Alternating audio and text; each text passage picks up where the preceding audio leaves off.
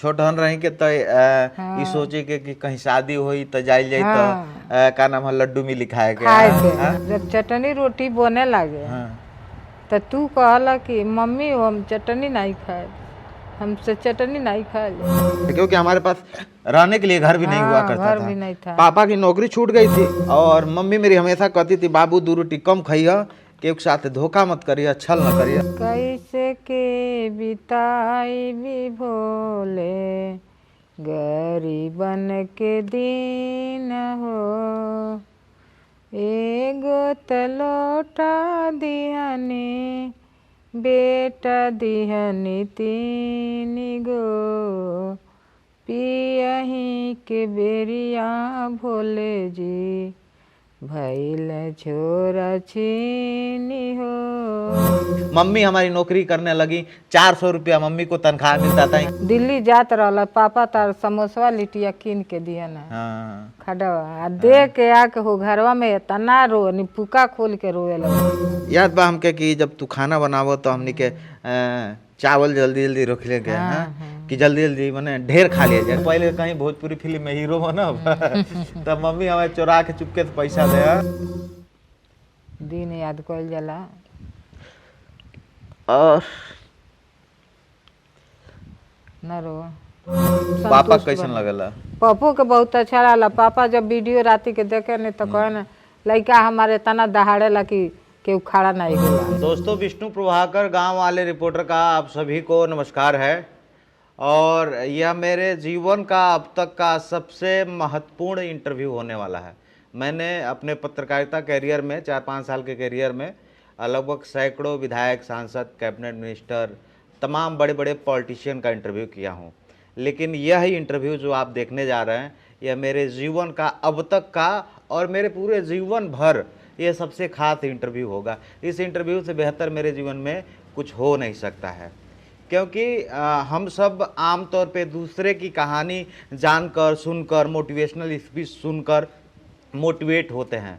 मुझे लगता है कि हम सबको अपने माँ बाप के संघर्षों को जाना जाए, उस संघर्ष के दौर को जाना जाए कि माँ बाप परिवार को पालने के लिए कितना मेहनत करते हैं, तो मुझे लगता है उससे ज़्यादा मोटिवेशनल कुछ हो ही नहीं सकता है। और ये कहानी एक ऐसी महिला की है जो अपना नाम तक नहीं लिख पाती थी, लेकिन जब परिवार के ऊपर संकट आया तो वह टीचर बन गई। और आप सबको फ्रेम में दिख रही हैं, ये कोई और नहीं, ये हमारी माताजी हैं। और आज की कहानी हमारी माताजी का।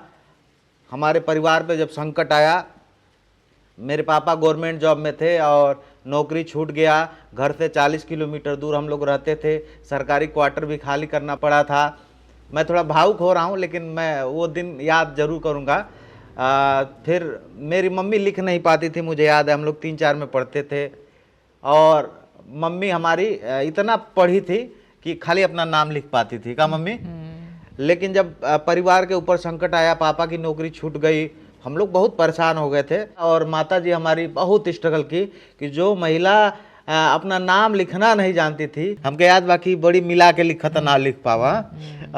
उसके बाद जब बाटे पापा के जब नौकरी छूट गई तो मम्मी हमारी इंटर पढ़ी ना, वो भी रेगुलर पढ़ी, हाई स्कूल इंटर यहीं हमारे पास के कॉलेज से जो है पढ़ी।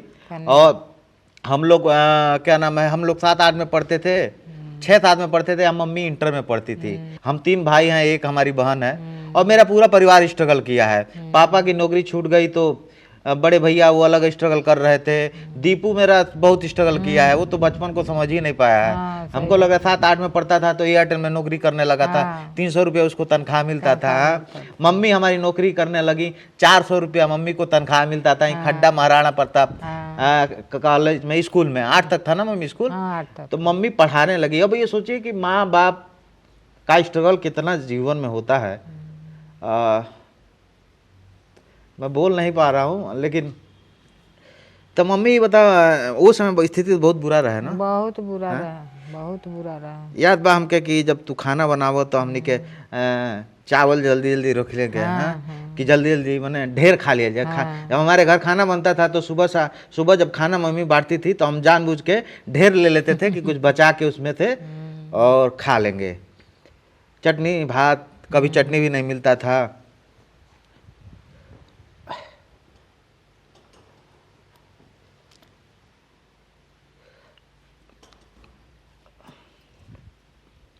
दिन याद कइल जाला। और न रो।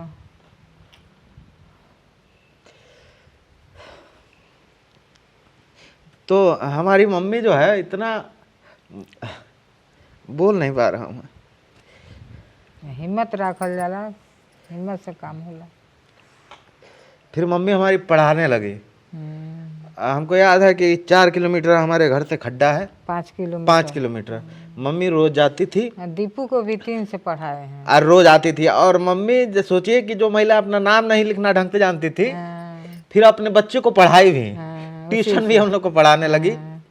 अब इससे ज़्यादा मोटिवेशन हम लोग के जीवन में क्या हो सकता है। और ख़ास करके मेरे जीवन में तो सबसे बड़ा योगदान मेरी माता जी का है, क्योंकि हमारे घर की हालत उस समय ऐसी थी कि सोचते थे कि किसी तरह जो है प्रदेश चला जाना है, कमाना है और घर की स्थिति सुधारना है, क्योंकि हमारे पास रहने के लिए घर भी नहीं हुआ हाँ, करता घर भी था। नहीं था। पापा की नौकरी छूट गई थी। हाँ, और पापा तो हमारे बहुत कम बोलते हैं, हाँ, लेकिन वो बहुत संघर्ष करते हैं। बहुत संघर्ष। और उनके ही संघर्ष से हम लोग सब कुछ सीखे हैं आज। जो हमारी मम्मी हमेशा एक बात कहती थी बचपन से ही कि बाबू सब काम कर दिया, क्योंकि दिल न दुखैया। बार बार मैं भावुक हो जा रहा हूँ, लेकिन अपनी बात को कंप्लीट करूँगा। और मम्मी पढ़ाती थी, और पढ़ाते पढ़ाते हम लोग को जब मम्मी को तनख्वाह मिलता था तो हम लोग इंतज़ार करते थे कि आज माल्टन टॉफ़ी खाए के मिले। बहुत संघर्ष रहा। और घर नहीं था, हम लोग का छप्पर का घर भी था यहीं पे, क्योंकि पापा की नौकरी छूट गई थी। पापा छोला छाप डॉक्टर का काम करने लगे थे। और पापा का तो संघर्ष तो बहुत बड़ा है, बहुत ऐतिहासिक है। मुझे लगता है कि कहीं ना कहीं मम्मी पापा के संघर्ष के बदौलत ही आज जो हम कुछ लोग हैं। और मम्मी मेरी हमेशा कहती थी बाबू 2 रोटी कम खाइए, केहू के साथ धोखा मत करिए, छल न करिए। ईमानदारी से रही तो और कहीं रहते। आज जो मेरी पहचान है, आप लोग गांव वाले रिपोर्टर के नाम से जानते हैं, ये सब मेरी माता जी का आशीर्वाद है। तो मम्मी तू वो समय एक ठो गीतो गावत रहा, का गीत गावत रहा, तनिका के बताओ।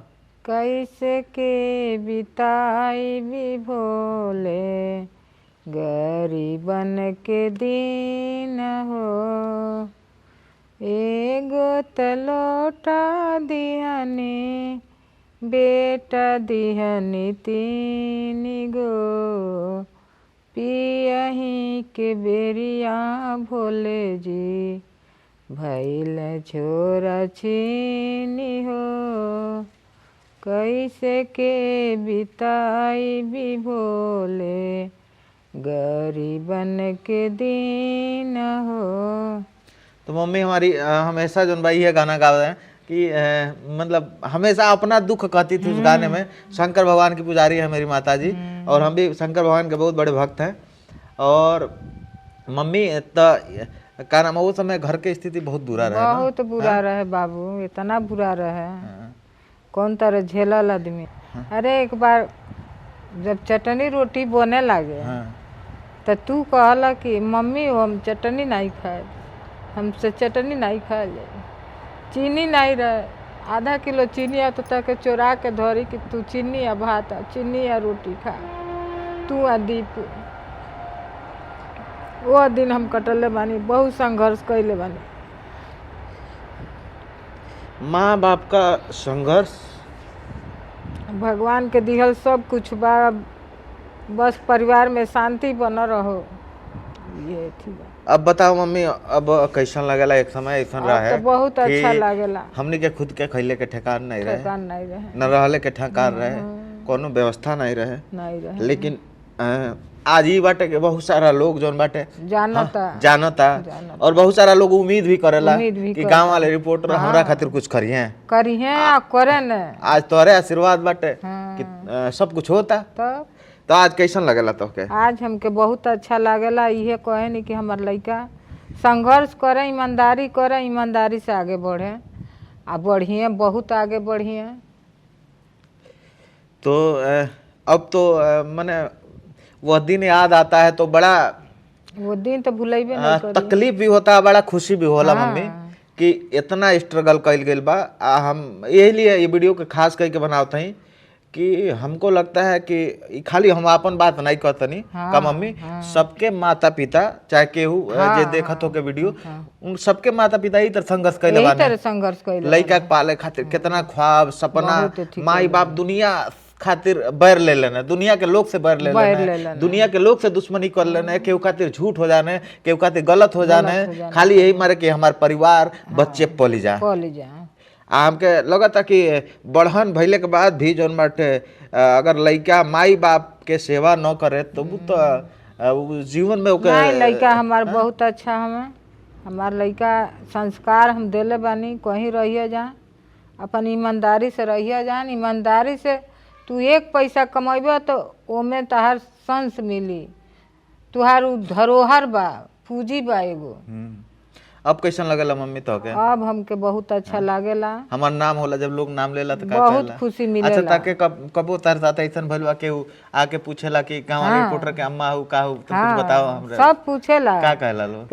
एक दिन जात रानी हो गरे तो दू जने मोटरसाइकिल से जात रहे तो कहत लो विष्णु जी के अम्मा है। तो गाड़िया रोक के हमके देखा तलो, नमस्ते कैलो, तो हमरा इतना गर्व भइल कि कम से कम हमार लइका के नाम कुछ होको, हमार लइका के नाम दुनिया में तो लागता ना, दुनिया में संघर्षे से थी बा, बहुत संघर्ष कैले बड़ा तू। अरे एक बार हमारा मन थी दिल्ली जात रहला, पापा तार समोसा लिटिया कीन के दिया ना, खड़ा आ दे के आके हो घरवा में इतना रोनी, पुका खोल के रोए लगनी, समझौनी। तो लइकन पर बहुत बड़ा उम्मीद बा, बिल्कुल। आ इतना उम्मीदे के साथ आदमी लइका पोस पाल के तैयार करता कि हमार बुढ़ापा के लाठी बनी, हमार बुढ़ापा के सहारा होई। तो हमार लइका बुढ़ापा के सहारा बने। अगर जो हमार दवाई ओरा जाला, चाहे हमारा दुख हो जाला, तो इतना परेशान हो जाला, तू जइब ले अइब, देखब तू दीपू, सब के भैया सब सारा लोग, चारों लइका हमार कुछ नहीं की देले, बस गरीबी में संस्कार देले बानी। अगर जो हो जा के खोआ भात खात रहो, आ पहले ही के छोटे पर के बात हम कहतनी, आ वो जातनी के तनिको लालच नहीं रही, हम इतना आचरण देले रहनी है। बाबू तारे घरे जौन बा नमक रोटी उहे तार खोआ भात बा, आ उहे खा के तू पलब, के दूसरे के एथी पर रोटी पर हमार लइका नहीं खा पलल। छोटहन रही के तो ई सोचे के कि कहीं शादी होई तो जाइल जाई तो का नाम है लड्डू मिली खाए के, कपड़ा कहियो कि नहीं हमनी के हमेशा इंतजार करी के, सफेद का छट्टे पर नील चढ़ा के हमेशा पहने के, लेकिन पापा लग पैसा के व्यवस्था नहीं रहे, तब वही में अपन व्यवस्था करबे। बहुत संघर्ष कइने पापा। पिताजी हमारे गवर्नमेंट जॉब में रहने, सरकारी नौकरी है, नौकरी छूट गई, ओकरे बाद परिवार पे पहाड़ टूट गए, काहे कि घर से 40 किलोमीटर दूर रहने के, सरकारी क्वार्टर में हमने के रहत रहने के, घर में सब चीज रहे, सब सक्षम रहे, एगो स्वाभिमान ताकि हमारे जोन गांव बाटे वो कहीं और है, तो पिताजी के नौकरी रहे यहाँ पे, तो वहाँ सब व्यवस्था रहे, जब मैंने कोनो दिक्कत नहीं। हमार माता जी तो बहुत बड़हन घर का है, मने यही लिए हम कहता नहीं कि इनके भाई साहब बड़ भाई विधायक जी रहल बने, और माता जी हमारे वो घर के लड़की है कि हमको बुझाता जहाँ नौकर चाकर रहे, दुख जानबे नहीं करी कि दुख हमार का हो, लेकिन कितना पहाड़ पड़ गई। मम्मी आके हमार सब भुला गई। अब सोचा कि वो महिला जी अपन खाली नाम लिख पात रहली जन बाटे, अब पढ़ली दोबारा, पढ़ी के पढ़ावे लगली, लइकन के पढ़ौली, कितना बहुत स्ट्रगल हमार मम्मी कैली। ओकरे बाद सब जन बाटे कहल जाला ना कि अगर नियत साफ हो गए, संघर्ष ईमानदारी से होके ना, तो परिवार में बड़ा बरकत मिलेला। वो समय जे पूछे नहीं, जे ताके नहीं, वो समय ये समय उ सलामी दागता, सही नमस्ते करता, वो समय अपन रिश्तेदार ताके नहीं। बहुत सारा लोग हमनी से परहेज करे रिश्तेदार बनौले में, केहू जा लोग तो का नाम है देखी के जन मूड़ी होने कले लोग कि हमनी के भाई व्यवस्था ठीक नहीं रहे, कपड़ा ठीक नहीं रहे, लेकिन सबसे बड़ा रोल जीवन में समय का है, समय का। आदमी नहीं बलवान है, समय सबसे महान है। और मम्मी हमारे बहुत स्ट्रगल करी, इतना स्ट्रगल करी। पापा के तो कहीं नहीं बा, पापा तो हमेशा अभी भी 12 घंटा स्ट्रगल करे न, उ कबो कहे न नहीं, काहे थे मन के बात बहुत मनवे में रखल है ना। लेकिन हम जानते हैं हमारे पिताजी बहुत स्ट्रगल कैले बाने, छोट भाई हमारे बहुत स्ट्रगल कैल बा, वो के तो बचपने नहीं पता चली पाल। 7-8 में पढ़ता था तभी एयरटेल में नौकरी करे लागल, 300 रुपया महीना। 300 रुपया महीना के उस समय फिल्म लाइन में हमारे जैले के चस्का रहे, तो दीपू के तनख्वाह मिले तो हमके 25 रुपया 50 रुपया धैले रहे हमके देवे खातिर। हमार ई रहे कि हम भोजपुरी इंडस्ट्री में काम करिए, काम कहीं भी। आ मम्मी हमारे याद बाटे कि मम्मी एक बार हम शूटिंग करते रहनी, कुछ बवाल हो गई, बड़ा नुकसान हो गई, तो मम्मी अपन मंगलसूत्र बेच दियली, बेच के ले आके खेत रहे हम धरा गई, बहुत परेशानी हो गई।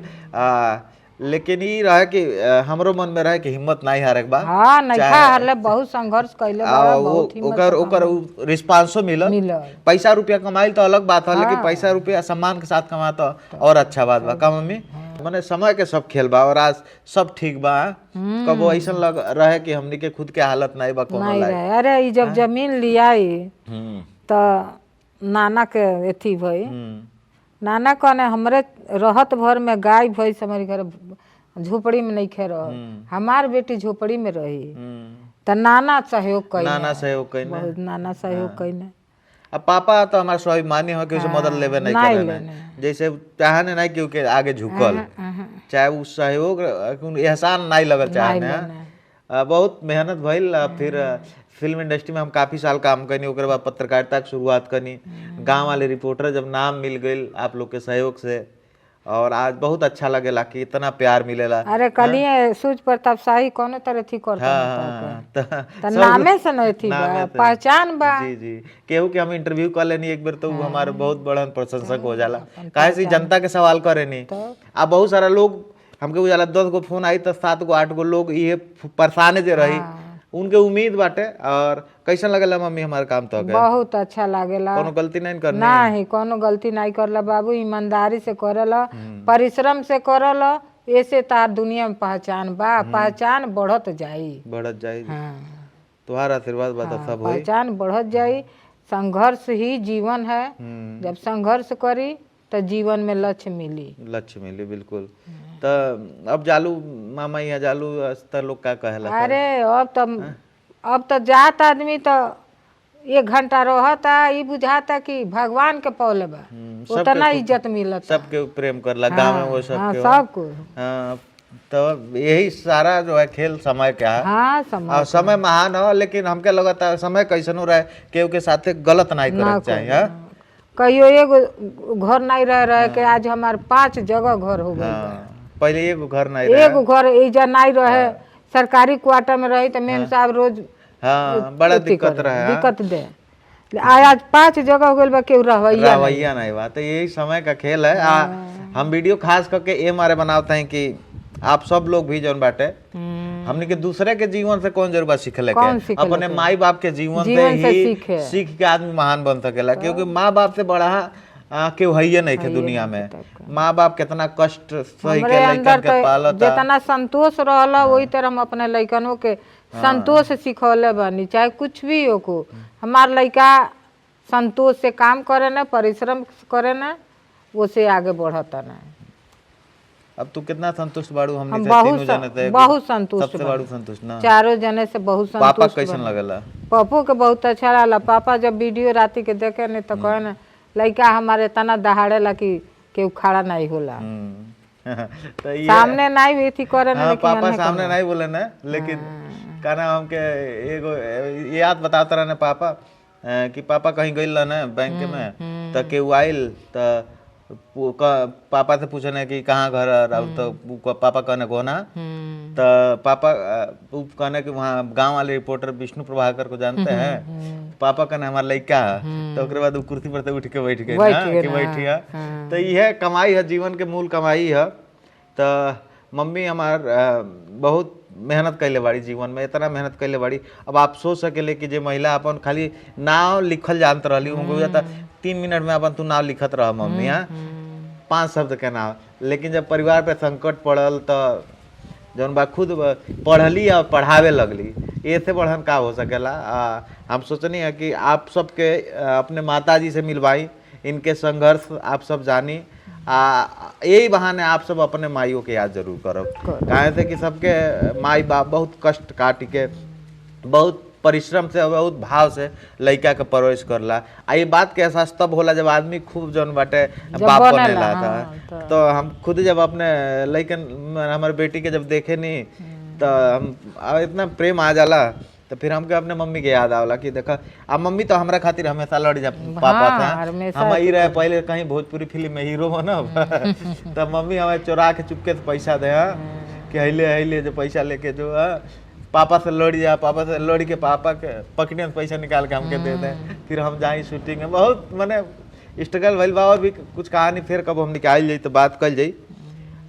तो मम्मी और सब ठीक बा ना? हाँ सब ठीक बा बाबू। सबके आशीर्वाद देता जे वीडियो देखा था, जे वीडियो देखा था ओके सबके आशीर्वाद बा। आ अपने माई बाप के सेवा करी है, आ माई बाप के ईमानदारी से अपन आगे बढ़िए। तो हमार मम्मी से के आशीर्वाद आप सबके मिल गई और आप सब अब आप सबसे विदा लेते हैं। अब कैसन लगल हमार मम्मी के बातचीत, हमार मम्मी के स्ट्रगल कितना संघर्ष कैली, ये आप सब कमेंट करके बताए। के कहाँ से वीडियो देखा था अपने मायू के याद कर लिया जैसा के आज कम से कम जे जहाँ वही देश में वही प्रदेश में वही माई बाबा, चारों धाम माई बाबा, भगवान ईश्वर अल्लाह तो बाद में बाने, सबसे पहले भगवान माई बाप बाने। माई बाप खुश तो पूरा दुनिया खुश। अब पूरा दुनिया खुश का घर के लोग खुश नहीं रहे तो क्या मतलब बाटे वो खुशी के।